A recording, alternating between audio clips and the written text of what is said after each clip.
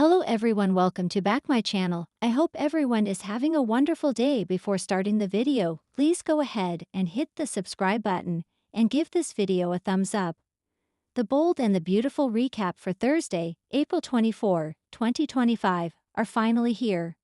In tomorrow's episode, fans can expect Forrester Creations to get ready for a big fashion show. There will be a lot of influencers, reporters, and even reality TV stars. Heidi Montag and Spencer Pratt make an appearance. In tomorrow's episode, fans can expect the team at Forrester Creations to be preparing for a huge fashion show. When Brooke Logan, Catherine Kelly Lang, gushed over the dresses from the vault, Eric Forrester, John McCook, mentioned they needed more adjustments. It didn't seem like anything too major since Eric said he still had a few hours to get it done. Eric certainly doesn't seem as pressured or stressed as the last time he was trying to get designs done. Of course, the situation was a bit different. As models get ready and cameras click shutters, Eric gushes to Christine and Ridge Forrester, Thorsten Kaye. Holding long-stemmed glasses of bubbly, Eric says that there will be a little mystery and a little magic. There is a twinkle in his eye when he says it, so he surely has a big surprise in store. Of course, this surprise might get ruined when Taylor Hayes, Rebecca Budig, decides to ambush Brooke in a storage closet. The bold and the beautiful spoilers for the next episode reveal that Christine's return just might not be for the fashion show. Fans recall that before the takeover, Forrester Creations made a deal with Daniel Romalotti, Jr., Michael Damian. Now that the family has the company back, could there be any legal fallout? Christine was the lawyer who worked on that deal, so we shall see. It is teased that there will be two special appearances.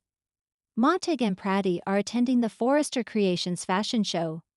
Steffy Forrester Finnegan, Jacqueline Messinswood, greets Heidi and Spencer, saying how great it is for them to attend. With Steffy literally just finding out that Liam Spencer, Scott Clifton, has an inoperable brain tumor, can she cover? Pat's a big emotional bombshell, and to have to attend a public work event, that's a lot for anyone. So we shall see how Steffy handles it and if she can even keep her promise to Liam. Los Angeles was humming with anticipation. The sun glinted off the Forrester Creations tower, signaling more than just another workday. Today was the day.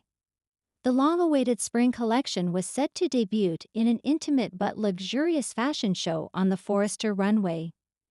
The excitement wasn't just about fabrics and silhouettes. This show promised hidden agendas, emotional reunions, and an unfolding mystery that could shake the very heart of the Forrester family. Ridge's vision meets Hope's design, and sparks fly. Backstage was a whirlwind of silk, chiffon, and tension. Ridge Forrester stood center stage, clipboard in hand, giving orders with his signature designer flair. The co-creator of the line, Hope Logan, adjusted the hem of a model's gown with shaking hands, her nerves masked beneath a smile. This line is going to remind people why Forrester is legend, Ridge muttered, half to himself, half to Hope. She nodded, sensing the emotional weight behind his words. Ridge wasn't just launching another collection, he was preserving Eric's legacy. Or was it something more? Hope's latest designs reflected a bold shift, sharper edges, daring colors, and dramatic plunges. But something even bolder was happening within her. Her last-minute addition to the finale piece, a crimson showstopper inspired by her mother, Brooke, had been kept secret from Eve and Ridge. She wanted to make a statement, not just to the fashion world, but to the people watching closely, including Thomas. Thomas returns, but not alone. As the lights dimmed and the show prepared to begin, murmurs rippled through the crowd.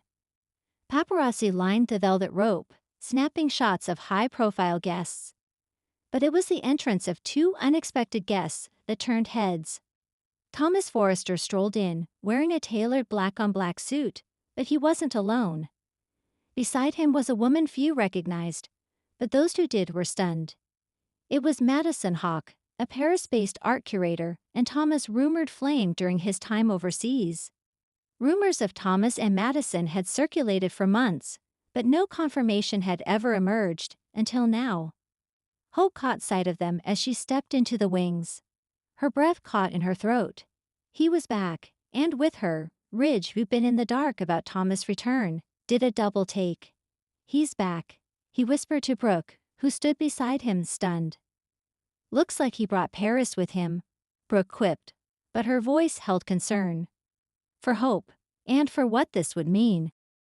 The runway glows, but so do tempers. The show opened with dramatic flair. Classical music mixed with pulsing house beats as models strutted in elegant, almost ethereal ensembles. The new line merged romance with rebellion, flowy skirts paired with metallic corsets, pastel hues clashing against dark leather boots. Madison leaned in close to Thomas. "Hope's influence is everywhere, she's evolved." Thomas nodded, eyes fixed on the stage. "She has. But so have I." Hope's final design, the surprise crimson gown, made its debut to gasps. The model wore it like armor, storming the runway like a queen. But backstage, Hope's armor cracked. Watching Thomas from behind the curtain, her emotions swirled. Heartbreak, jealousy, nostalgia. And something far more dangerous, resentment. Eric's mysterious move, Donna can't keep the secret. In the quiet halls of the Forrester mansion, Donna Logan paced, her hands trembling. She held a letter, handwritten, addressed to Ridge, but unopened. Eric had left it on his nightstand before the show, telling her, "If anything feels off, give this to Ridge." Donna had protested. "What does that mean? Off how?" But Eric had simply kissed her forehead and smiled. Now Donna debated whether to read it or obey. She picked up her phone, hesitated, then dialed Katie. "I need to tell someone, something's wrong with Eric." Backstage, Eric appeared relaxed, greeting guests with charm. But his smile didn't reach his eyes. He'd insisted on staying behind the scenes, saying he wanted to watch from the shadows. But when Archie found his grandfather seated alone in the back hallway, staring at an old photo of Stephanie, the alarm bells went off. "You okay, Granddad?" Eric nodded.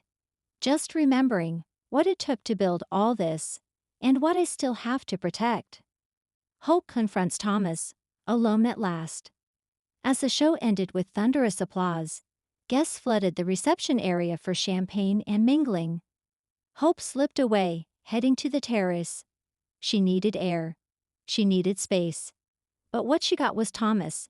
He followed her out, gently closing the door behind them. "You saw the show?" she asked without turning. "I saw you in every stitch," Thomas replied. "It was beautiful." Hope turned to face him, arms crossed. "So's your date." He flinched but recovered. "Madison's a friend. We collaborated in Paris. That's all." Hope raised a brow. "Really? Because you don't fly halfway across the world with someone for business." Thomas stepped closer. "I flew back because of you." The words hung in the air, trembling with possibility. "You said you needed time," Hope whispered. "And then you disappeared." "I was trying to stop thinking about you. It didn't work." A silence fell. Hope stepped back. "It's too late, Thomas. You have your life, and I'm trying to rebuild mine." But as she turned to go, he caught her wrist. "Then why are you crying?" Her tears betrayed her. And as the door opened behind them and Madison stepped out, watching from the shadows, the triangle reignited. Guest number 2 shocks Brooke. Taylor's return with a proposal. While Thomas' return had stirred drama, the second special guest rocked Brooke's world. Taylor Hayes appeared at the show unannounced, dressed elegantly in slate blue, her hair pinned back in a sharp bun. Her presence stunned Ridge, who hadn't seen her in weeks. But it was Brooke who Taylor approached. "I need to talk to you, privately." Brooke, weary but intrigued, followed her into the Forrester office. "What are you doing here, Taylor?" Taylor's voice was calm but urgent. "I've been thinking, and I want us to revisit something. A pact." Brooke blinked. "You mean," Taylor nodded. "Yes, that we both walk away from Ridge. For good, this time. I mean it." Brooke laughed, a bit bitterly. You always say that. But we always end up circling back. This time is different. I've been doing the work, therapy, healing, and I'm not here for Ridge. I'm here for us. To rebuild trust. For our daughters. Brooke sat down, stunned. For once, Taylor wasn't her rival. She was someone seeking peace. But would it last? A hidden camera and a whispered threat. As the party continued, stealthy eyes watched from above. A hidden camera placed in the ceiling by an unknown hand. In a storage room nearby, a figure, unseen, monitored the footage from a laptop. Zoomed in on Eric, on Hope, on Ridge. The camera caught something no one else noticed. Eric stumbling slightly, gripping the wall, his face pale. Then audio crackled through the feed. A whisper caught from Eric's lips. They can't know, not yet. The screen went dark. Whoever was watching closed the laptop, slid it into a bag, and exited through the rear stairwell, their face never seen. Thanks for watching this video, and please subscribe our Bold and BAUTFUL UPDAT YouTube channel for more update news.